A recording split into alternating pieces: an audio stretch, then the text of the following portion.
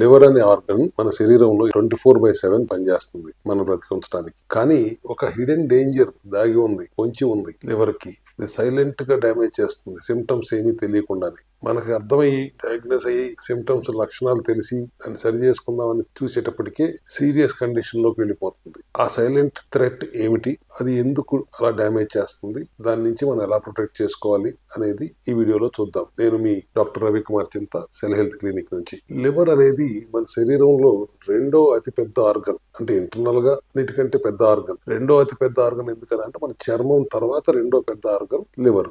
అది 500 పైచీలకు పనులు చేస్తుంది. న్యూట్రియంట్ అబ్సార్ప్షన్ దగ్గర నుంచి, విటమిన్ స్టోరేజ్ దగ్గర నుంచి, బాడీని డీటాక్స్ చేయడం దగ్గర నుంచి, అవసరమైతే ప్రోటీన్ తయారు చేయడం దగ్గర నుంచి, ఇన్సులిన్ రెసిస్టెన్స్ ని కాపాడటం దగ్గర నుంచి, ఫ్యాట్ డైజెస్ట్ చేయడం దగ్గర నుంచి, బ్లడ్ షుగర్ కంట్రోల్ చేసుకోవడం దగ్గర నుంచి, ఇలా 500 పైచీలకు పనులు చేస్తాయి. It's like a chemical factory and security guard rolled into one. చాలా మంది ఏమనుకుంటారంటే లివర్ సమస్య ఎవరికి వస్తుంది, ఎక్కువగా మందు బాబులకు వస్తుంది, మందు తాగే వాళ్ళకి, ఆల్కహాల్ సేవించే వాళ్ళకి వస్తుంది అనేది ఎక్కువ మందిలో ఉన్న ఒక అపోహ.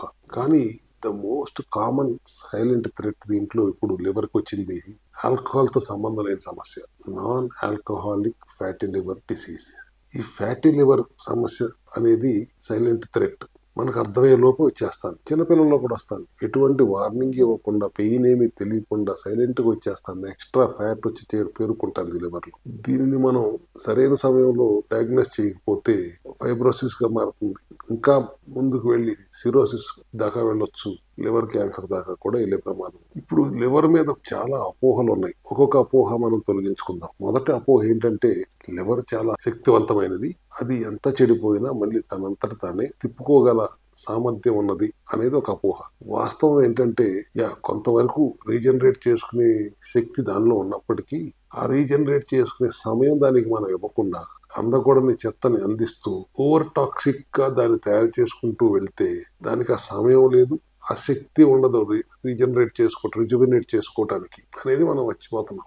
మన శరీరం ఒక పెద్ద వ్యవస్థ, మన శరీరానికి మించిన డాక్టర్ లేడు అని ఎప్పుడు చెప్తుంటాం కదా. అది రీజనరేట్ చేసుకోవటానికి తిప్పుకోవటానికి దానికి సమయం ఇస్తే అది చేయగలదు. కంటిన్యూస్ గా డ్యామేజ్ చేస్తూనే ఉంటామే, జంక్ ఫుడ్ తింటూ, ఆల్కహాల్ తాగుతూ, దానికి అందకూడని విష పదార్థాలు అందిస్తూ, దాన్ని కంటిన్యూస్ గా దాన్ని అబ్యూస్ చేస్తున్నప్పుడు అది ఎలా తిప్పుకోగలదు? ఇందాక చెప్పినట్టు మందు తాగే వాళ్ళకి వస్తుంది, అదొక మిస్కన్సెప్షన్. చిన్నపిల్లలకి ఎందుకు వస్తుందండి? టీటాటలర్స్ కూడా వస్తుంది. మన ఆహార విధానం బట్టి మనకున్న ఆక్సిడేటివ్ స్ట్రెస్ ని తగ్గించుకోకుండా ఇష్టం వచ్చినట్టుగా తినేస్తూ, ప్రాసెస్డ్ ఫుడ్, జంక్ ఫుడ్ తినేస్తూ, కంటామినేట్ చేస్తూ వెళ్తే ఇటువంటి సివియర్ లివర్ డిసీజ్ రావడానికి ఆస్కారం ఉంటుంది. అంతేగాని మందు తాగుతాం వల్ల మాత్రమే వస్తుంది అనేది ఇందాక మనం చెప్పుకున్నట్టుగా అది అపోహ.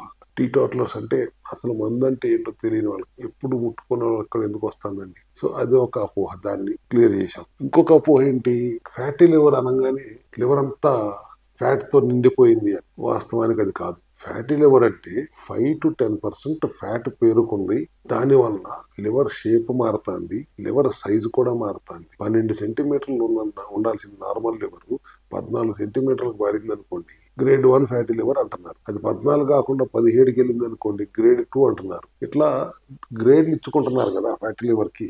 అది ఇనీషియల్ స్టేజ్ లో మనం డయాగ్నోస్ చేయగలిగితే దాన్ని రివర్స్ చేయడం చాలా తేలిక. కానీ అపోహ గురించి మాట్లాడితే ఫ్యాటీ లివర్ అంటే లివర్ అంతా ఫ్యాట్ తో నిండిపోవటం కాదు. ఆ 10% లివర్ ఏదైతే లివర్ లో ఫ్యాట్ పేరుకుందో దాని వల్ల లివర్ షేప్ లో చేంజెస్ వస్తున్నాయి, సైజులో చేంజెస్ వస్తున్నాయి. దాన్ని అప్పటికప్పుడు అడ్రస్ చేయకపోతే అది దారితీస్తుంది ఫైబ్రోసిస్ కో, సిరోసిస్ కో, క్యాన్సర్ కో దారితీసే ప్రమాదాలు ఉన్నాయి. కాబట్టి మనం silent threat to liver, fatty liver అనేది చెప్తున్నాం. ఇక 4వ అపోహ, లివర్ లో సమస్య వచ్చే ముందే మనకు లక్షణాలు తెలిసితీయండి అని. ఇది కూడా చాలా తప్పు. మనకు ఫెటీగ్ ఉన్నా, నాసియాటిక్ గా ఉన్నా, అలసట ఉన్నా, అబ్డామినల్ ఫుల్నెస్ ఉన్నా, జాండీస్ లాంటి జ్వరాలు వచ్చినా ఆ లక్షణాలు ముందు వచ్చినాయి కాదు, ఆల్రెడీ సమస్య వచ్చేసిన తీవ్రత వచ్చిందని తెలియచెప్పే లక్షణాలు అవి. సో ముందే మనకు తెలుస్తుంది అనేది కూడా అపోహే.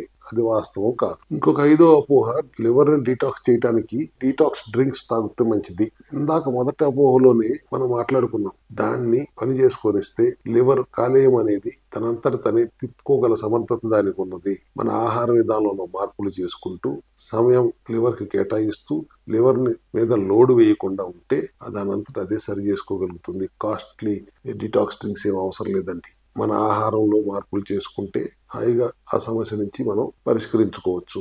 ఎక్కువగా అసలు మనకి ఈ సమస్య రావటానికి కారణాలు, ముందు జాగ్రత్త చర్యలుగా మనం తీసుకోవాలనుకుంటే ముందు సెడెంటరీ లైఫ్ స్టైల్ నుంచి బయటికి రండి. చక్కగా ఎక్సర్సైజ్ చేయండి. మోడరేట్ గా 30 నుంచి 45 నిమిషాలు గంట లోపు రోజు ఎక్సర్సైజ్ చేయండి, వ్యాయామం చేయండి, యోగా చేయండి, మెడిటేషన్ చేయండి, ప్రాణాయామం చేయండి, బ్రీతింగ్ ఎక్సర్సైజ్ చేయండి, గట్టిగా గాఢ నిద్ర 7 నుంచి 8 గంటలు నిద్రపోండి, ఆక్సిడేటివ్ స్ట్రెస్ లేకుండా చూసుకోండి, ఆహార విధానంలో ప్రాసెస్డ్ ఫుడ్, జంక్ ఫుడ్ లేకుండా చూసుకోండి, మీరు వాడే నూనెని కూడా జాగ్రత్త పడండి, రిఫైన్డ్ ఆయిల్స్ వాడొద్దండి, వాడిన నూనె మళ్ళీ వాడొద్దండి, డీప్ ఫ్రైస్ జోలికి వెళ్ళకండి. ఇటువంటి మార్పులు చేసుకుంటే ప్రివెంటివ్ హెల్త్ కేర్ దిశగా ఎవరికి వచ్చే సమస్యల నుంచి కూడా మనం ప్రివెంట్ చేసుకోవచ్చు.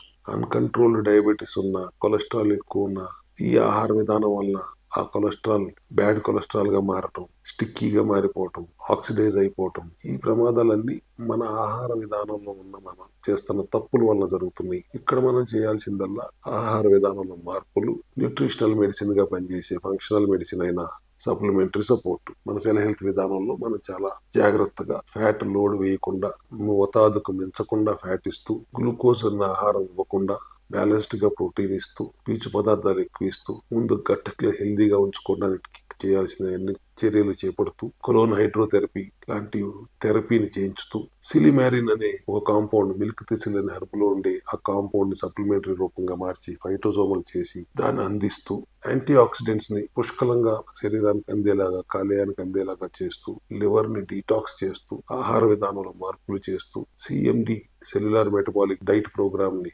అవలంబిస్తూ ఈ లివర్ సమస్య నుంచి చాలా తేలికగా పరిష్కరించుకునే మార్గాలు మన సెల్ హెల్త్ క్లినిక్ లో ఉన్నాయి. ఎంతో మంది ఈ పరిష్కారం దిశగా ప్రయాణం చేసి ఫలితాలు పొందారు.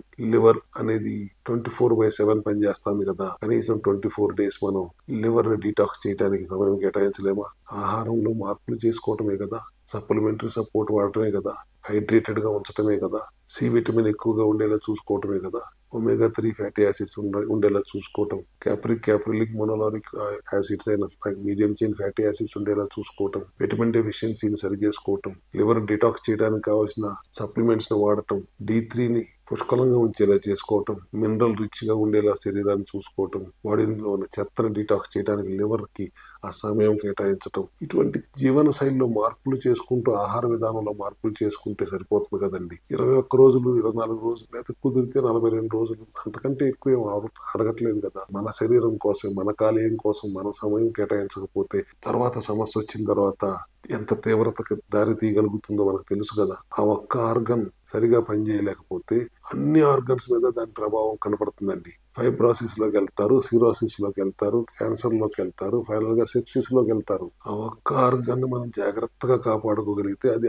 శరీరం మొత్తాన్ని కాపాడుకునే శక్తి దానికి ఉందండి. సో ఈ సైలెంట్ థ్రెట్ అయిన ఫ్యాటీ లివర్ డిసీజ్ గురించి మీతో డిస్కస్ చేయడానికి ఈ రోజు వచ్చాను. ఈ ఫ్యాటీ లివర్ ఇనీషియల్ స్టేజ్ లో డయాగ్నోస్ చేసుకుని దాన్ని అడ్రస్ చేస్తే ప్రమాదకరం కాదు, కానీ డయాగ్నోస్ చేయక దాన్ని నెగ్లెక్ట్ చేస్తే మాత్రం అది తీవ్రత పెరిగి ప్రమాదకరంగా మారే అవకాశాలు చాలా ఎక్కువగా ఉన్నాయి. కాబట్టి జాగ్రత్త పడదాం. Thank you very much.